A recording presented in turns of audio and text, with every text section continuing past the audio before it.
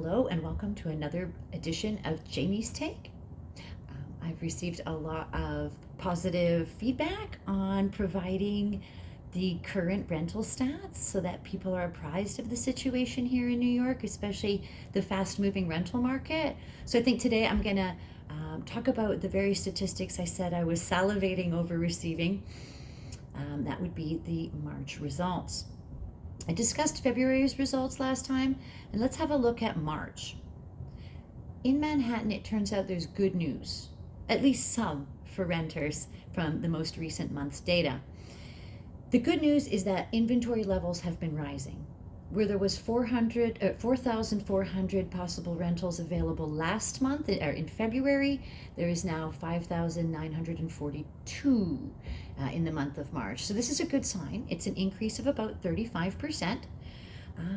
There is still a steady climb in pricing. However, it seems to be tapering just a little bit.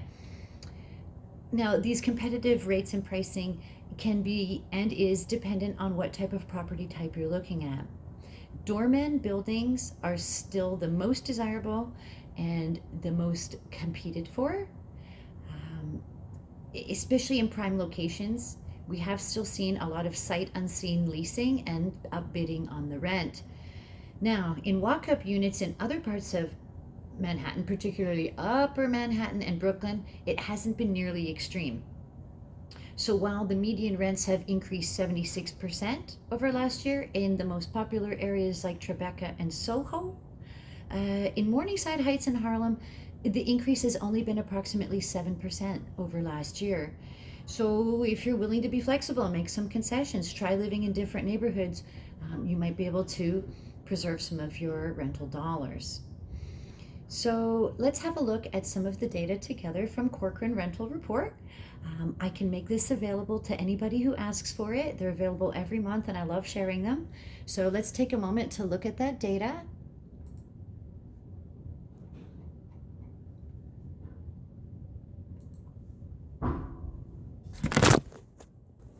So, as I was saying, the number of leases signed this month is an increase. It's a 44% increase over the month of February. So with more inventory means more leases signed. As I said before, the rental rates right now, it depends. Doorman or non-doorman, you're going to see a difference in pricing there. But the price increase has been slowing a little bit. It's going up, but not as quite as quickly as before, with a 3% increase over last month. Looking over here, as I said before, active listings, the number has increased. We saw a great dip down here in December. We're coming back again in February. Visible vacancy, this is very important. If there's 1.85% visible vacancy, then we are seeing that maybe 1 or 2 out of 100 possible apartments is available for you. Let's hope it's your size, your color, and your price. Also, what I want to point out is the average rent by neighborhood and the vacancy by neighborhood. If we look here on the Upper East Side, the average rent is definitely a massive 48% increase over last year. And you'll notice by looking below that the vacancy is the lowest. You can pretty much predict the price or average rent by neighborhood based on vacancy. The lowest vacancy is in some of these most popular areas, such as Soho and Tribeca. Again, I will point out that the median, the average rent per neighborhood stayed pretty constant in Harlem, Morningside Heights, Inwood, and Washington Heights, which are tremendously beautiful places to live, and they're great neighborhoods. I would say that if you're looking for something in a doorman elevator, I would recommend right now that we go to Midtown East. That's where we're seeing the greatest amount of inventory available to us. And if you look, the average rents for doormen are pretty standard across the board.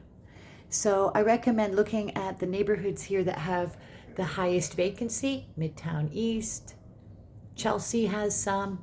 I would say it's less in the East Village and more in the Lower East Side, but those have been combined there. I'm happy to share this data with anybody who asks about it with me. just send me your email. Certainly provide these for you every month if you wish. We also have a similar report for Brooklyn. So if that's your market, I will certainly share that data with you there. Right now, I've been experiencing a lot, and I mean a staggering number of people reaching out to me looking for apartments. In some buildings, I've noticed, even just a single 1-2 bedroom, across 32 floors. And I managed to snag one for somebody this week, and it was an absolute triumph. The big fish are out there right now. Like I said before, do make yourself as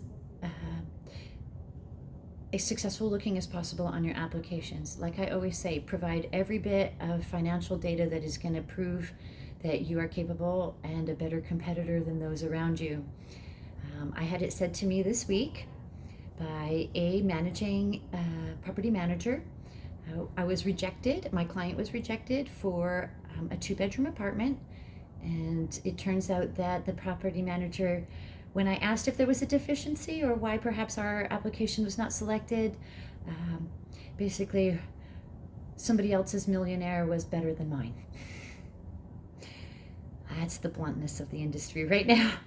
So do everything you can to improve the look of yourself and have yourself presented in the most positive light in order to try to get the best results you can out of any rental application. As always, I'm interested in your questions. I would love to hear from you in the comments section. If you are interested in a specific topic you'd like me to cover or to answer specific renting questions as they relate to your situations, I'm happy to do so. This will be the end of the program for today, but I hope to hear from you on this topic.